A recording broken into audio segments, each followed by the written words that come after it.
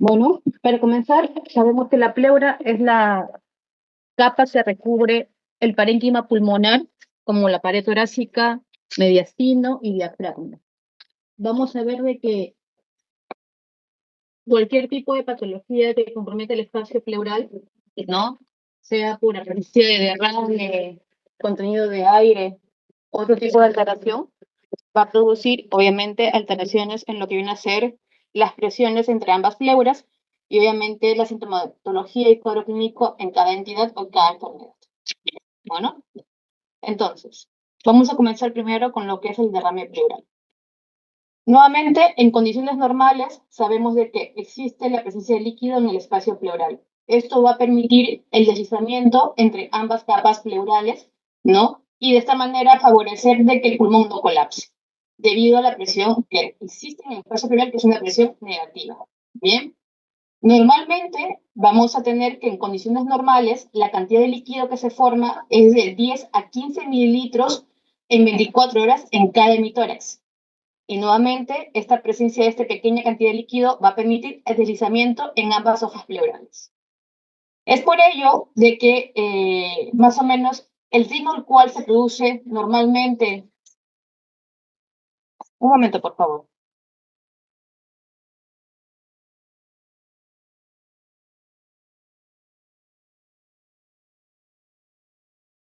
Entonces, el derrame pleural viene a ser el acúmulo de líquido en este espacio, debido a desbalances o alteraciones entre las fuerzas que van a permitir o que van a producir este tipo de líquido normalmente en el espacio pleural.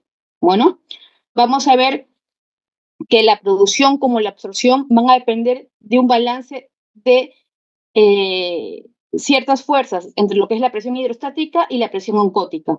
Bien, y es ahí donde si se produce alguna alteración o un desbalance en lo que es la producción y la reabsorción, se produce como consecuencia el acúmulo de líquido.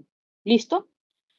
La presencia de derrame pleural puede ser como consecuencia de alguna patología primaria que compromete la pleura o el parénquima pulmonar, o puede ser de causa extrapulmonar. ¿Listo? Dentro de los mecanismos por los cuales se produce o se llega a establecer la presencia de derrame pleural, tenemos el aumento de la presión hidrostática como la disminución de presión oncótica. Estos dos mecanismos principalmente van a producir, lo que veremos más adelante, la presencia de trasudados en el espacio pleural. Bien, no solamente son los únicos dos mecanismos, también tenemos de que el aumento de la permeabilidad vascular por inflamación a nivel de las capas pleurales van a producir también el acúmulo de líquido en el espacio pleural. Principalmente, uno de los principales métodos o unos de los principales mecanismos fisiopatológicos por los cuales se llegan a producir los exudados es por el aumento de la permeabilidad capilar. Como veremos más adelante, esto puede ser como consecuencia de inflamación, ¿no? Sea de causa infecciosa, causa neoplásica a nivel de las capas pleurales.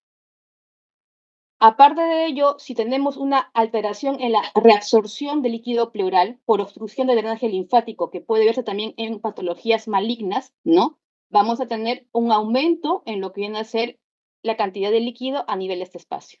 Bueno, otro de los mecanismos menos frecuentes, pero que también se describen, es el paso del líquido de otras cavidades, como es en el caso de los pacientes con ascitis, pacientes hepatópatas descompensados que presentan ascitis, y por traspaso, por defectos que ocurren a nivel del diafragma, pasan de la cavidad abdominal al espacio pleural, ¿no? Y se produce lo que llamamos el denominado hidrotórax. Bien, esto principalmente en pacientes que tienen patologías o hepatopatías crónicas que se acompañan de descompensación, en este caso de la presencia de ascitis.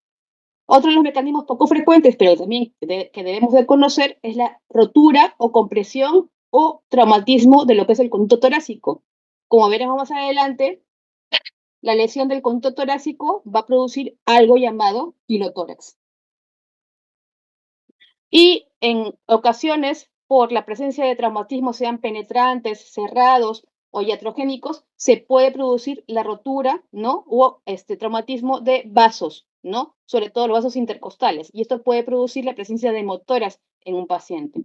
Entonces, estos son los distintos mecanismos por los cuales un paciente puede producir o puede llegar a presentar derrame pleural. de distintas etiologías, ¿no? Recordar de que dentro de la causa más frecuente, dentro de los mecanismos más frecuentemente vinculados en lo que viene a ser la presencia de trasudado, es el aumento de la presión hidrostática como la disminución de presión oncótica. Y dentro de los mecanismos que más frecuentemente producen exudados, tenemos el aumento de la permeabilidad capilar, sea esto de causa infecciosa, inflamatoria por colagenopatías, ¿no? Por patologías malignas, etc.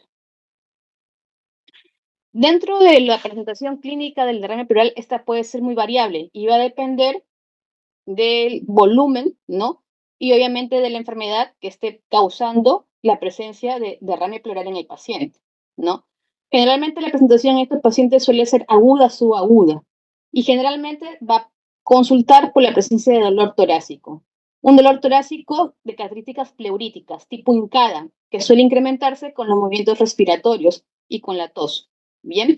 Y habitualmente puede ser unilateral, habitualmente, pero eso no quiere decir que no puede tener un compromiso bilateral. ¿Listo?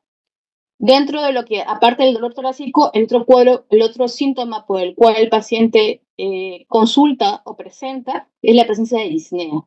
Y obviamente la disnea va a ser en proporción a la cantidad del volumen que presente el paciente, ¿no?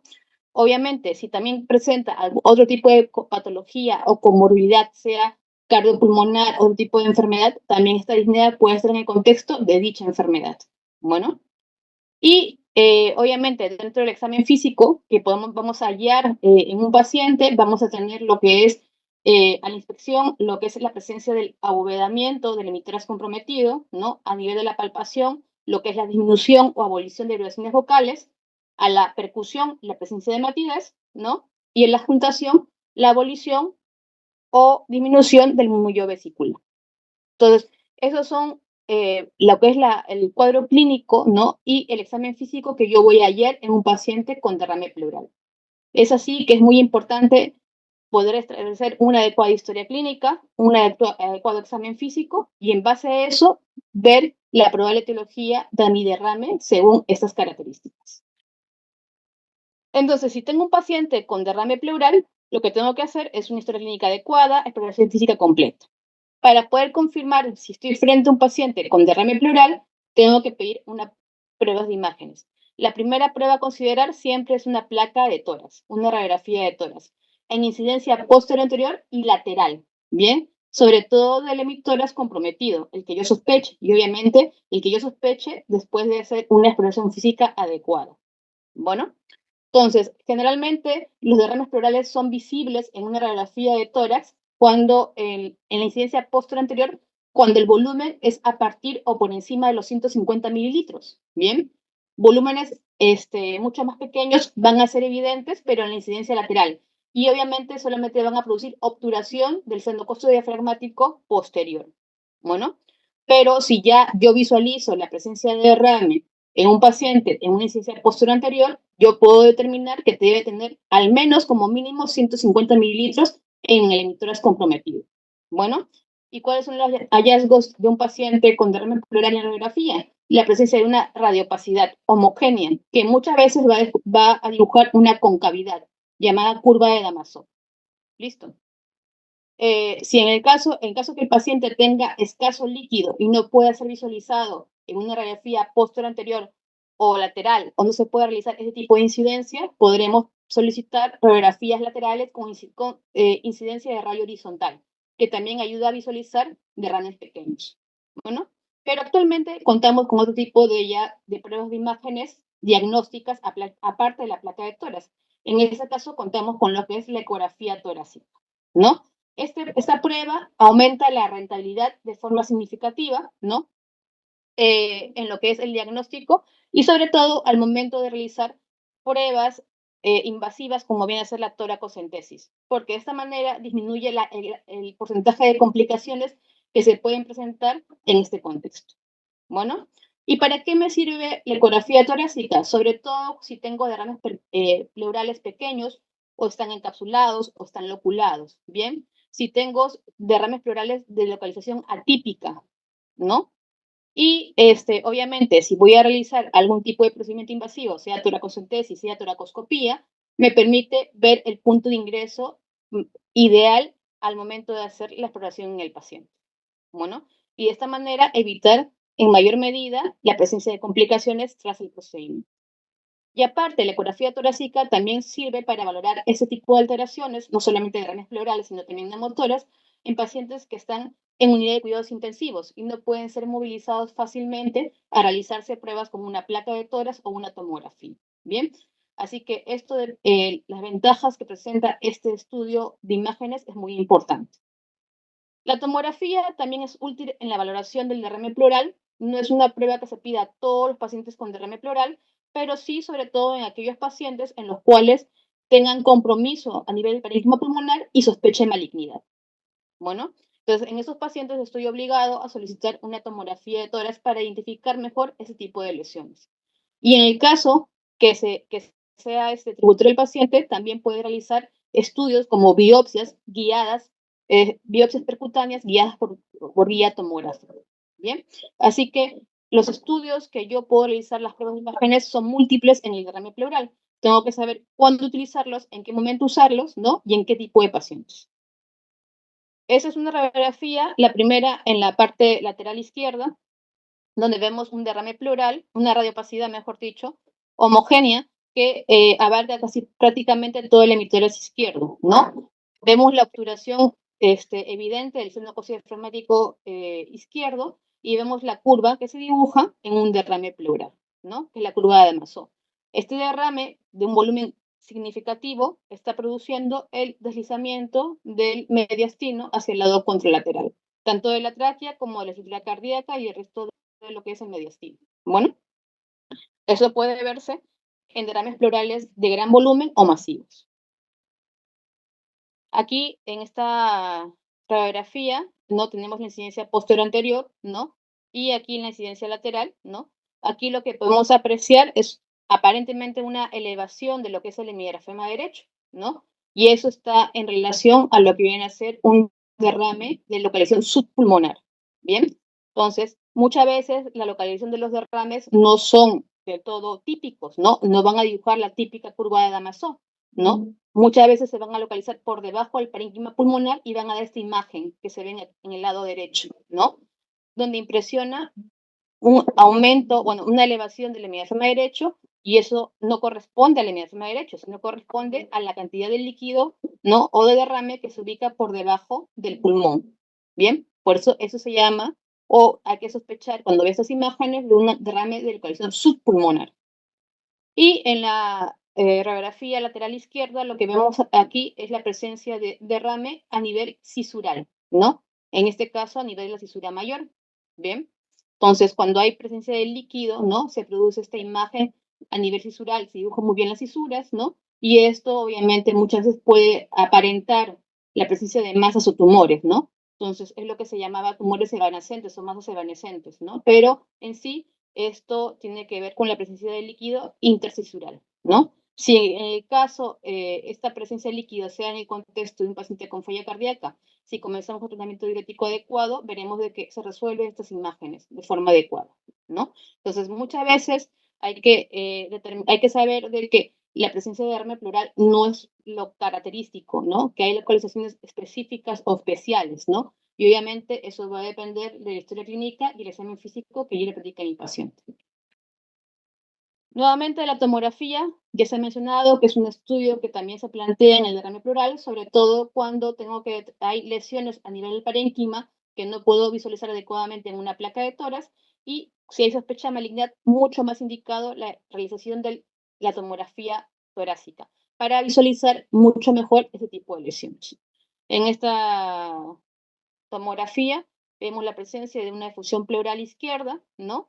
Con la presencia de la pleura tanto visceral como parietal engrosadas, en el contexto probablemente de un derrame paraneumónico complicado. Entonces, una vez que establezca ya el diagnóstico de mi paciente, bien, tengo que saber las características del líquido que presenta este paciente con derrame pleural. Para eso tengo que realizar una toracocentesis. Bien, en las guías actuales recomiendan que la toracocentesis debe ser realizada siempre que se pueda con guía ecográfica. Bueno, vamos a cuantificar con la ecografía la cantidad de líquido, la zona de punción y así evitar complicaciones durante mi procedimiento y hacer el procedimiento mucho más rentable. Bien, la rentabilidad es, ¿cómo se llama? Obviamente es mucho mejor así yo realice solamente toracocentesis o si realizo toracocentesis con biopsia, ¿no? O sea, es mucho más rentable si yo llego a visualizar la zona donde yo voy a hacer el estudio no correspondiente. Nuevamente, el estudio de líquido pleural no solamente puede ser por toracocentesis. Muchas veces tenemos que realizar otro tipo de estudios un poco más invasivos. En el caso de que la toracocentesis no sea de todo rentable o no podemos obtener líquido de forma adecuada. Entonces, en ese momento haremos procedimientos invasivos como puede ser la realización de toracoscopías, ¿bien? Que pueden ser rígidas o flexibles, ¿no? Y en algunos casos utilizar la biotoracoscopía, ¿no?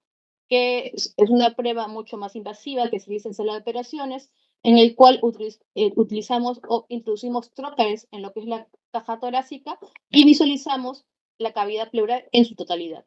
Bien, cuando yo realizo broncoscopía en un paciente con derrame pleural, si es que yo he evidenciado en las pruebas de imágenes lesiones a nivel del parénquima y sobre todo, ¿no? Si sospecho malignidad. Si veo en la tomografía que hay presencia de nódulos o masas pulmonares y en este contexto se presenta derrame pleural, estoy obligado a realizar una broncoscopía para poder determinar o realizar biopsias, el estudio correspondiente de esos nódulos o masas. Entonces, una vez que yo tenga la sospecha clínica de derrame pleural, hago mi historia clínica, exploración física adecuada, confirmo el diagnóstico con una prueba de imagen, primera prueba de imagen a realizar, una placa de tórax. Bueno, una vez que ya planteé el diagnóstico, ya lo realicé, voy a proceder a realizar una toracocentesis, ¿no? Que, como vuelvo a repetir, debe ser guiada ecográficamente siempre que sea posible. Bueno, la tomografía, como la broncoscopía, ya hemos mencionado que debe realizarse en el contexto de lesiones a nivel de parénquima, sobre todo si sospecha malignidad. Bueno, muchas veces la toracocentesis va a ser suficiente para llegar a tener el diagnóstico, ¿no? del líquido, ¿no? Pero muchas veces vamos a tener que realizar otro tipo de estudio, como es la toma de biopsias pleurales, que pueden ser transparietales, ¿no? A ciegas, con guía ecográfica o mediante toracoscopía. Entonces, una vez que yo obtengo mi líquido, tengo que determinar si estoy frente a un trasudado o a un exudado. Bueno, entonces para eso tengo que aplicar los criterios de Light, que actualmente siguen vigentes. Bien, para hablar de exudado solamente basta con cumplir un criterio. Bueno, y son tres parámetros que se ven dentro de los criterios de Light, ¿no? Tenemos el cociente de proteínas en líquido pleural y sérico, ese tiene que ser por encima de 0.5 para hablar de exudado. El cociente de LDH en líquido pleural y sérico debe ser superior a 0.6 para hablar de exudado, o la determinación de LDH en líquido pleural debe estar por encima de los 2/3 del límite superior de la normalidad del LDH sérico. Bien, si el paciente cumple a uno de estos tres criterios, ya podemos hablar de exudado.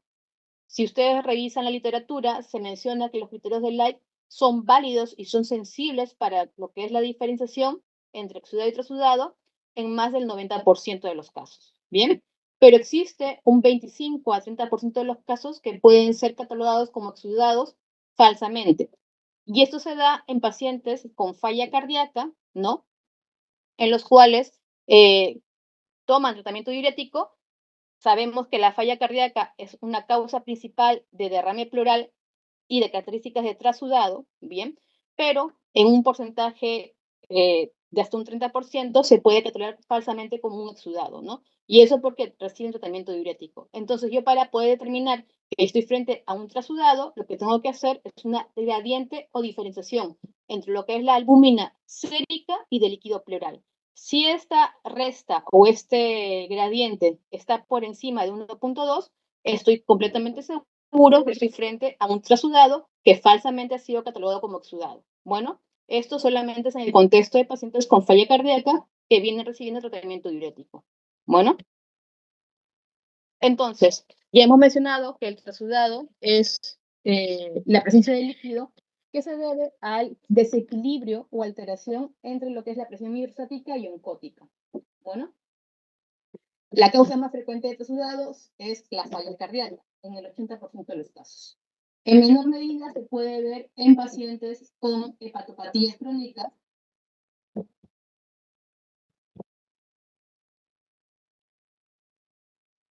Bueno, ¿alguien me escucha alejado, doctores?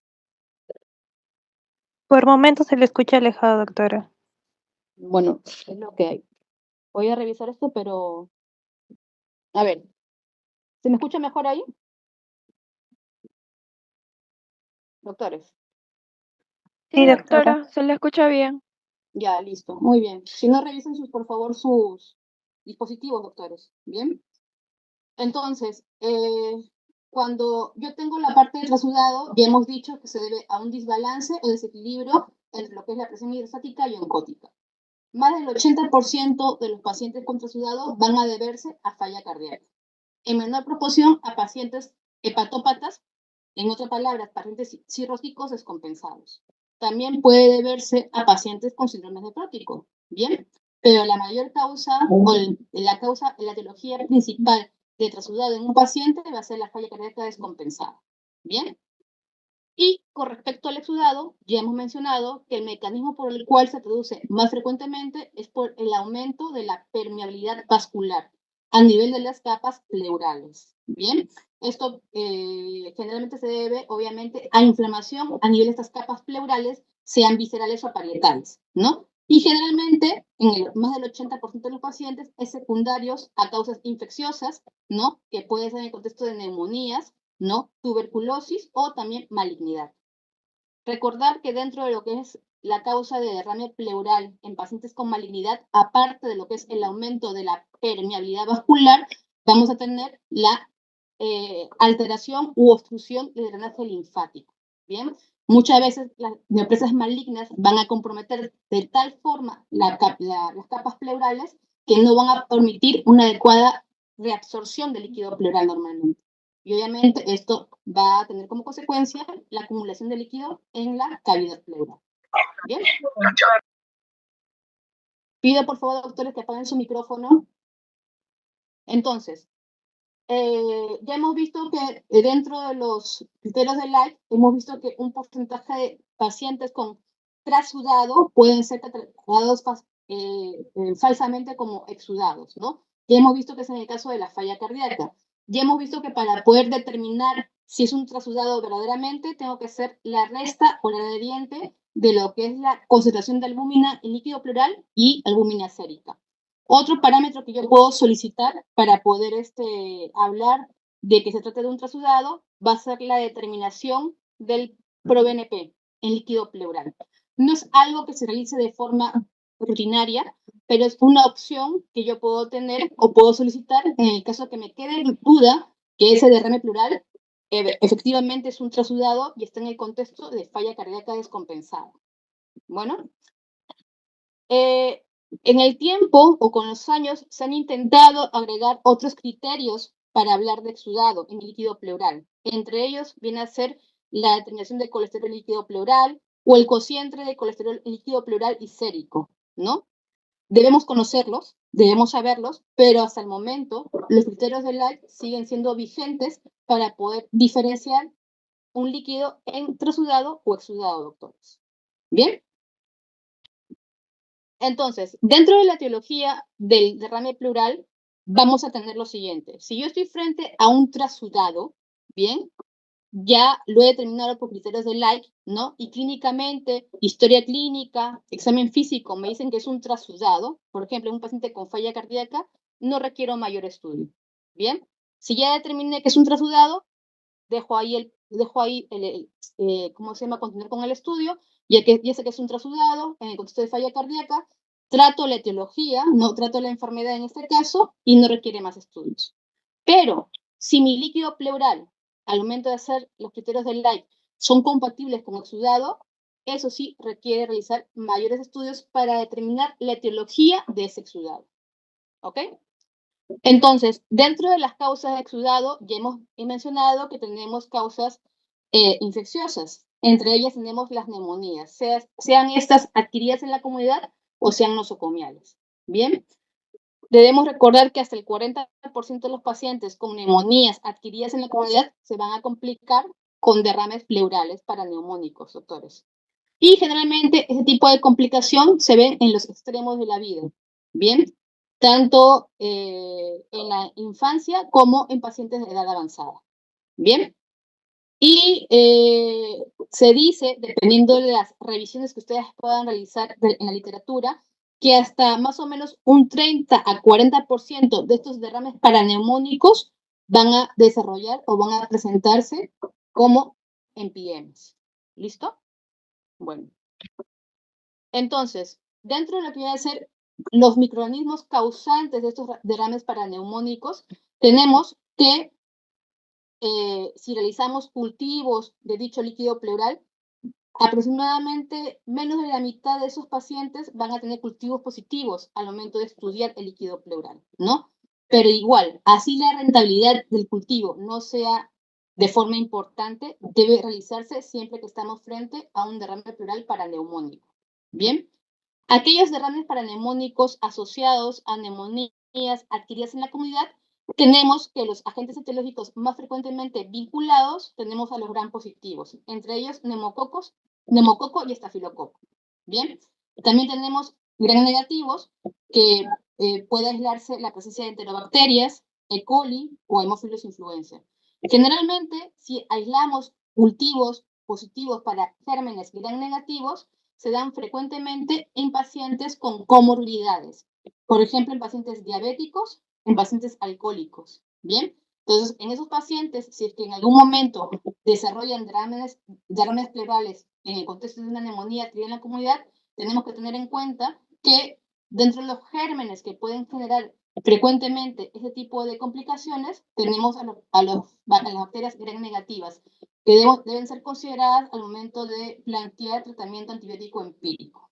Bueno, también otro tipo de pacientes que están predispuestos a presentar derrames pleurales paraneumónicos causados por gram negativos van a ser aquellos pacientes que tengan alguna condición que les produzca aspiración. Bien.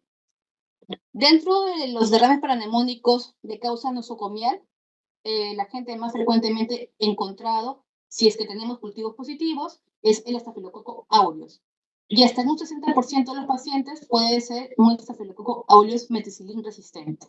Bien, también se inscriben agentes o microorganismos gram negativos, como E. coli, enterobacter, ¿no? O pseudomonas. Las infecciones micóticas o fúngicas son infrecuentes y es bastante poco frecuente que causen o sean causa de derrame pleural en un paciente. Bien, si esto es así, generalmente son pacientes que son neutropénicos o muy inmunocomprometidos. Y dentro de las infecciones micóticas que podrían causar derrame pleural con más frecuencia dentro de las infecciones por hongos es la cándida. Bien, pero que las infecciones fúngicas o micóticas causen derrame pleural es bastante infrecuente en los pacientes, a menos que sea un paciente con inmunocompromiso importante. Bien. Dentro de lo que es la fisiopatología del derrame paraneumónico, vamos a tener lo siguiente. Tenemos un paciente con una infección del parénquima pulmonar de forma aguda, ¿no? El cual se puede presentar o no la presencia de derrame. Bien. Dentro de lo que es el derrame paraneumónico tenemos tres etapas, la fase exudativa, la fibrinopurulenta y la canistativa. Bien, dependiendo de esas fases, vamos a ver qué líquido se puede ir complicando. Bueno, tenemos un proceso infeccioso que produce un proceso inflamatorio, ¿no? Que se extiende hacia la pleura visceral. Esto va a producir la activación de componentes celulares como son los neutrófilos o monocitos, con la producción de interleuquinas proinflamatorias, entre ellas interleuquina 6, 8 y factor de necrosis tumoral alfa. Esto va a llamar o producir un aumento de la permeabilidad vascular, ¿no?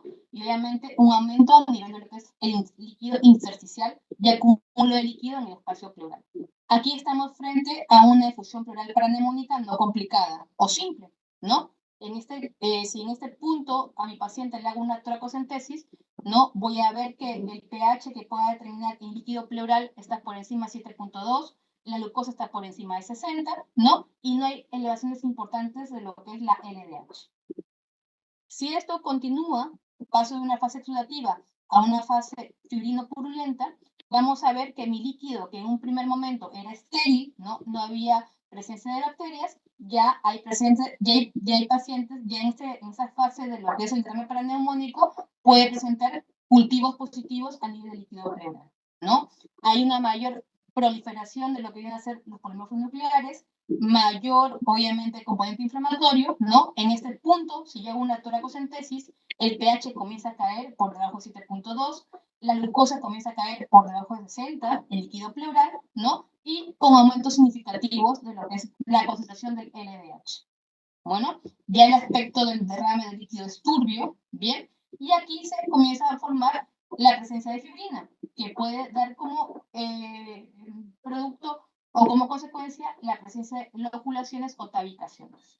Bien, es así que esto puede quedar como un derrame paraneumónico complicado con presencia de loculaciones o puede dar lugar a la presencia o formación de pus en la cavidad pleural. A esto vamos a llamar empiema.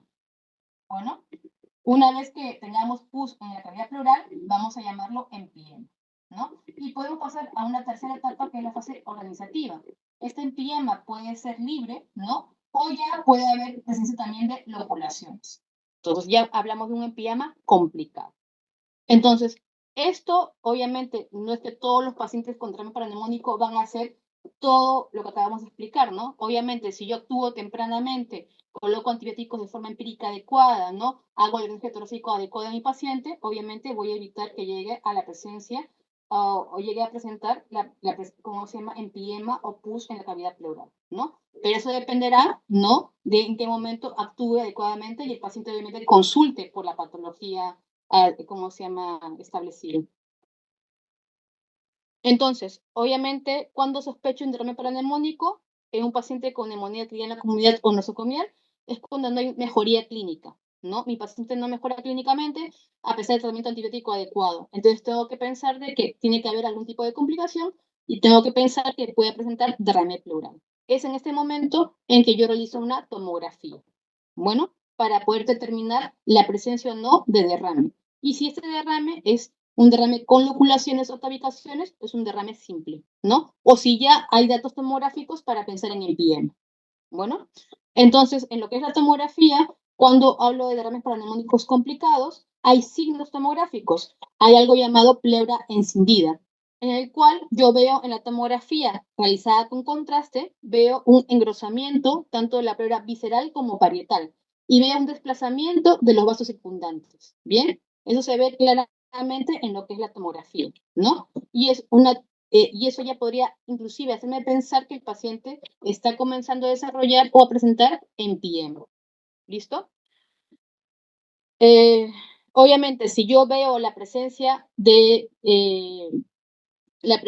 lo que es aire, ¿no? O hidroneumotoras en un paciente con un derrame paraneumónico,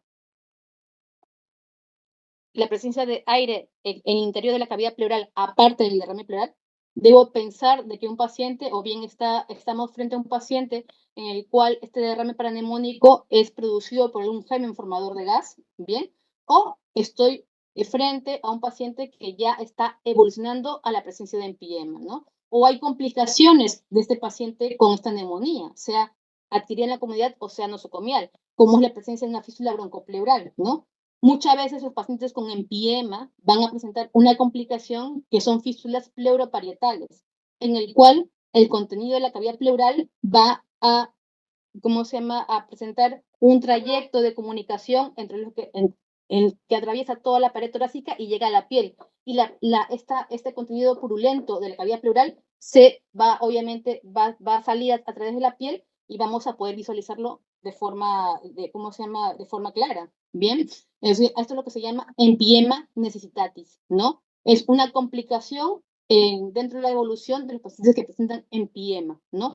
Cuando no se logra llegar adecuadamente al diagnóstico, al manejo de estos pacientes, ¿no? Entonces, de forma evolutiva, ¿no? Estos pacientes pueden de una manera, ¿cómo se llama?, presentar esta complicación, que es la comunicación de la cavidad pleural con la piel, con la parte cutánea, ¿no? Y es así donde vamos a ver que toda esta cantidad o este contenido de pus o material purulento en la cavidad pleural se va a expresar o va a salir a través de la piel, ¿no? En ese momento hay que pensar que estamos frente como complicación de una fístula pleuroparietal. Bien, nuevamente la ecografía torácica es de ayuda en pacientes con derrames pleurales pequeños, loculados. Es importante realizar la ecografía torácica para ver la presencia de loculaciones, ¿bien? Y obviamente hay ciertos hallazgos ecográficos que me van a poder hacer pensar que ya mi paciente pueda estar presentando un derrame paranómico complicado o esté desarrollando NPM, ¿no? Nuevamente, la ecografía, aparte de poder realizar una adecuada toracocentesis sin complicaciones, también me ayuda a la elección del mejor lugar para la colocación del tubo de drenaje torácico en caso esté indicado colocar drenaje torácico en mi paciente. En este caso, hablamos de la pleura encendida, ¿no? Como dije, es un paciente con derrame pleural, en este caso, derrame pleural izquierdo, que realizamos una tomografía con contraste. Vemos cómo se ve claramente el engrosamiento de lo que es la pleura visceral con la pleura parietal. ¿Bien? Esto ya se da en pacientes que presentan empiemas. Dentro del tratamiento, tanto el derrame paraneumónico como en el caso del empiema, es comenzar con cobertura antibiótica amplia, ¿bien? Cubriendo los agentes causales o microorganismos vinculados más frecuentes que ya hemos visto. Bueno, es recomendable, aparte de comenzar con tratamiento antibiótico inmediato, obviamente realizar una toracocentesis, obtener líquido suficiente para mandar a estudio microbiológico, ¿bien? Una vez que yo realice ese tipo de, generalmente cuando planteo cobertura antibiótica, debo plantear el uso de cefalosporina de tercera generación, inicialmente asociado a clindamicina o metronidazol.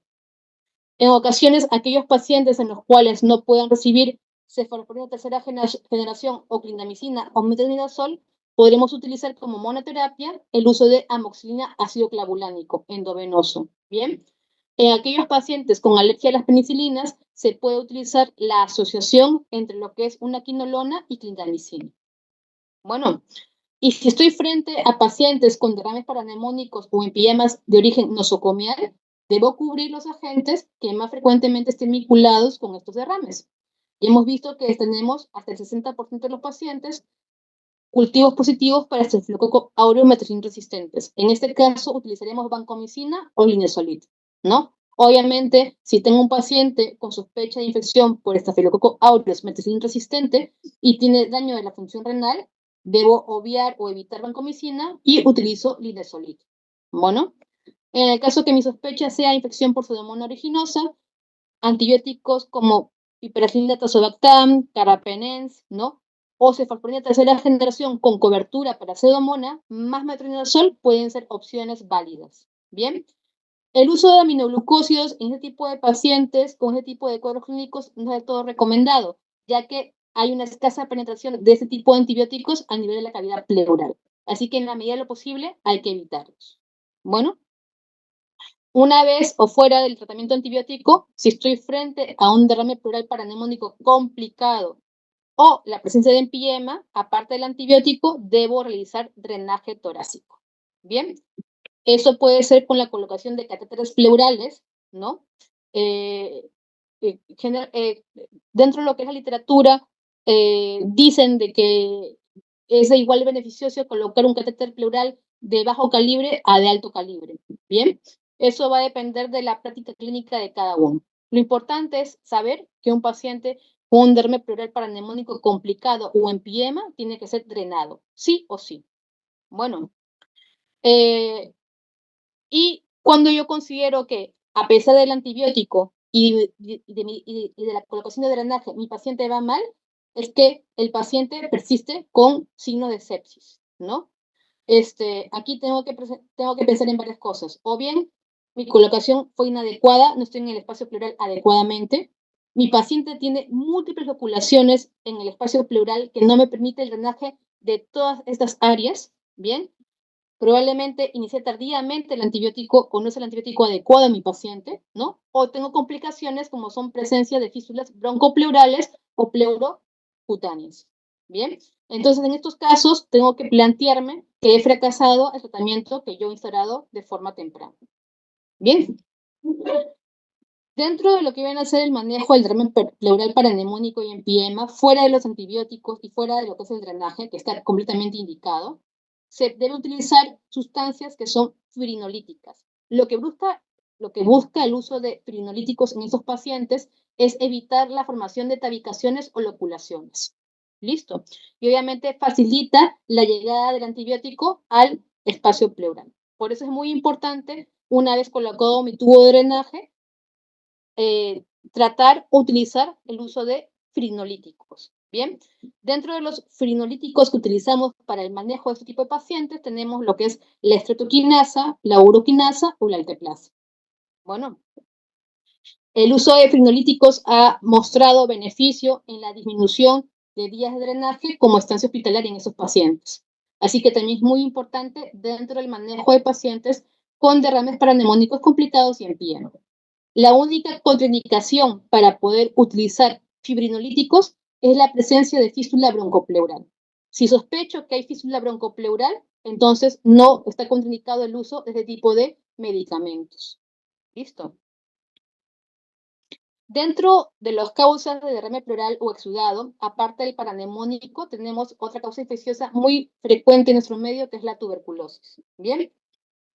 La tuberculosis es un derrame que se produce debido a la rotura de un foco gaseoso pulmonar de ubicación subpleural.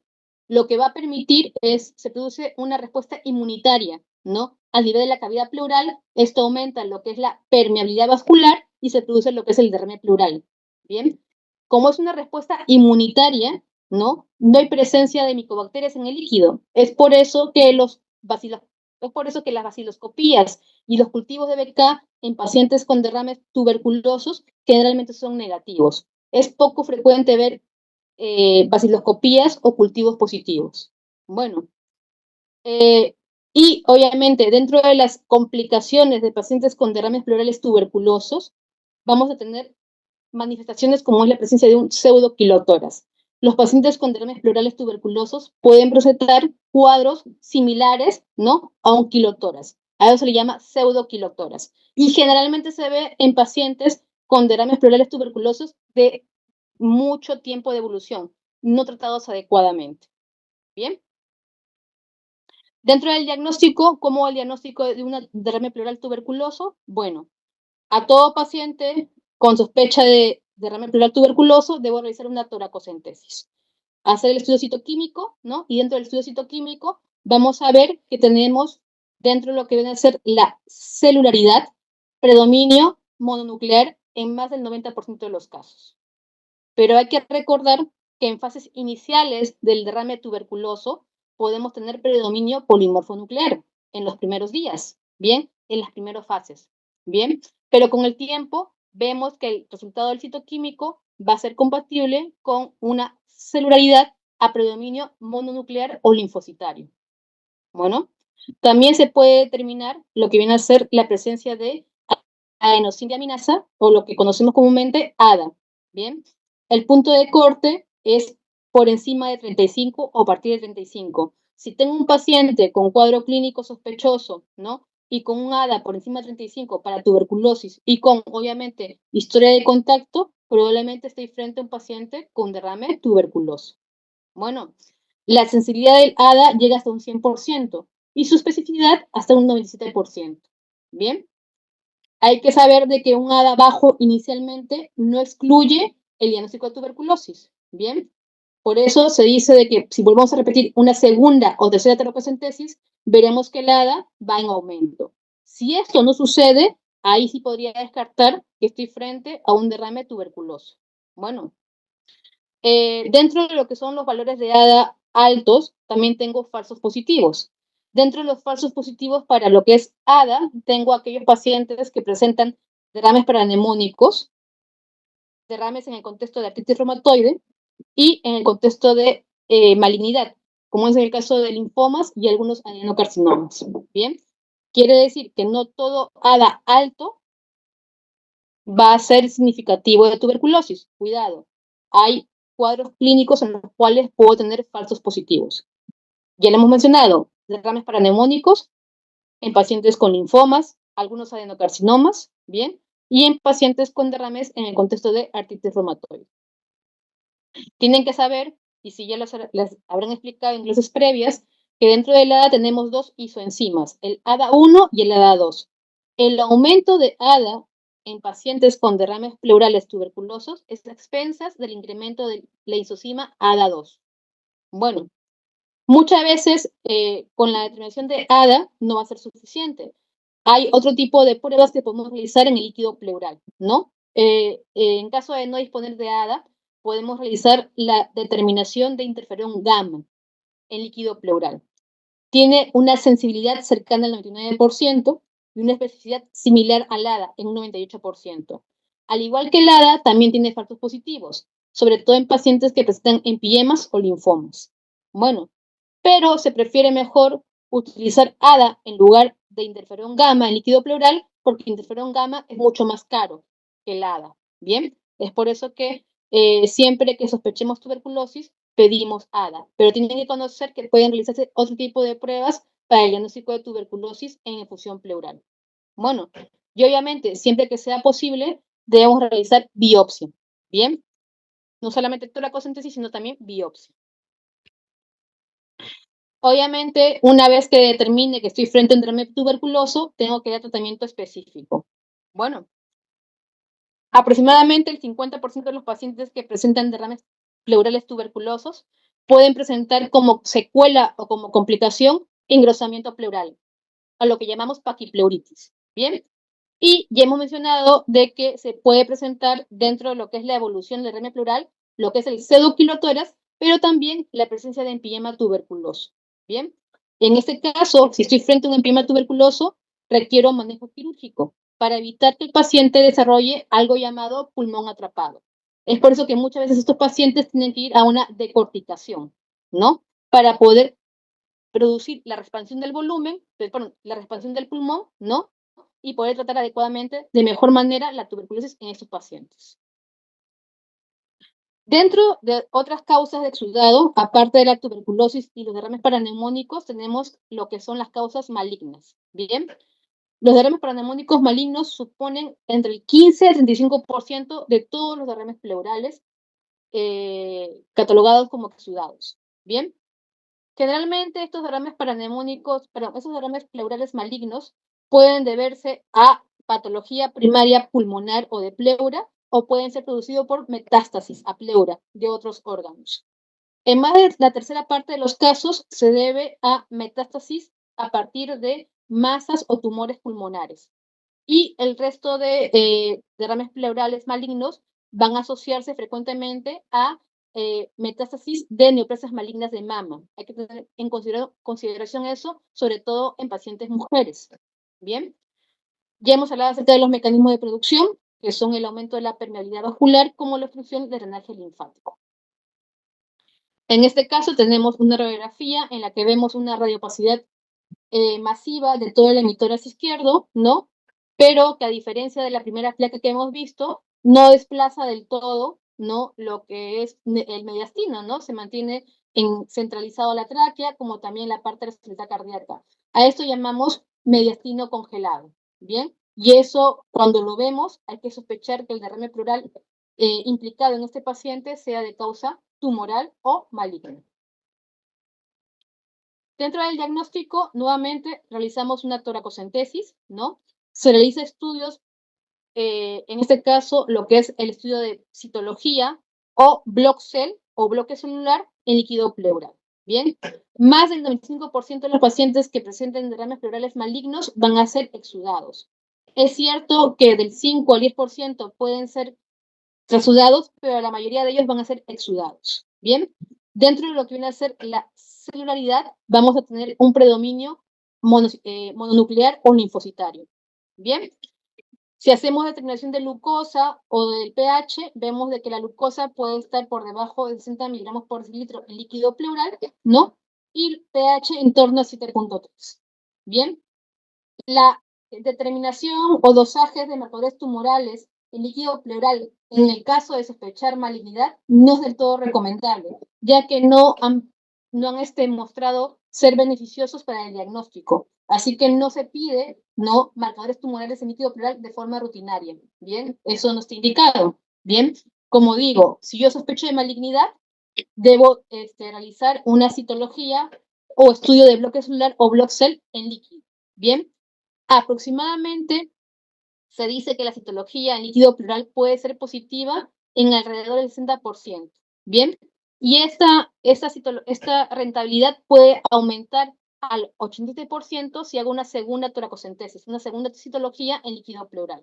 Bien, generalmente las citologías suelen ser positivas si estoy frente a derrames pleurales malignos secundarios o como consecuencia de metástasis de cáncer de mama, ovario y otros adenocarcinomas. Bien, se ha visto de que la rentabilidad o sensibilidad diagnóstica de la citología sumada con el bloque celular puede llegar a estar establecida por encima del 70%. Es por eso de que en aquellos pacientes en los cuales sospeche malignidad, debo pedir estudio de citología o PAP y bloque celular conjuntamente para aumentar mi rentabilidad diagnóstica. Bien, y siempre que sea posible realizar una biopsia, sobre todo si tenemos lesiones a nivel de la pleura que sean tributarias de biopsia, sea por guía ecográfica o tomográfica, podemos realizar los estudios con biopsia y aumentar la rentabilidad diagnóstica en estos pacientes. Muy bien. Entonces, las biopsias pleurales pueden ser con aguja guiada tomográfica o ecográficamente, que aumenta el rendimiento diagnóstico, o mediante toracoscopía. Bien, entonces, al momento de realizar una toracoscopía en un paciente, en el caso que la citología o la biopsia transparietal no hubieran sido del todo rentables, hago un estudio invasivo como es la toracoscopía. La toracoscopía es un procedimiento invasivo que me permite visualizar toda la cavidad pleural y visualizar las alteraciones que se pueden presentar a nivel de la pleura visceral o parietal y biopsiar dichas lesiones. ¿Listo? Una vez establecido que estoy frente a un derrame pleural maligno, debo iniciar tratamiento dirigido a la neoplasia maligna primaria, sea esta pulmonar, pleural o extrapulmonar. ¿Listo? Para esto, el uso de quimioterapia, radioterapia está indicado. Bien, en aquellos pacientes que presenten derrames recidivantes o recurrentes, que es bastante frecuente en derrames pleurales malignos, habrá que realizar la colocación de catéteres pleurales o drenajes torácicos de forma permanente, O en su defecto, si no es posible o el paciente no desea eso, realizar toracocentesis evacuadora de forma periódica, Eso en el caso de que los derrames sean de tal volumen que produzcan dificultad respiratoria en mi paciente.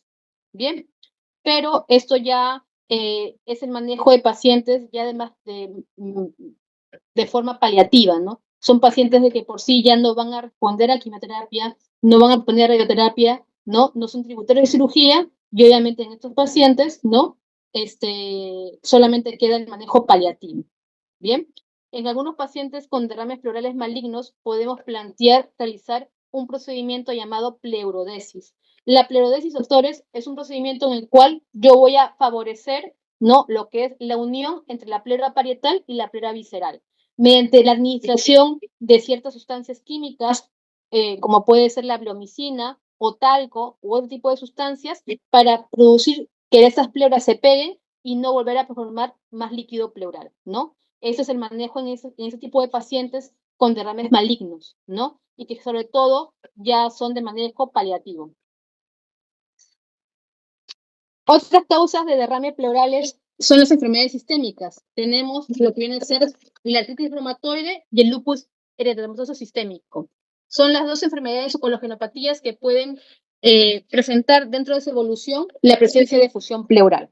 Bien, con respecto a la artritis reumatoide, se dice que puede presentarse hasta en el 5% de los pacientes y generalmente se da años después del diagnóstico establecido, y es más frecuente en varones.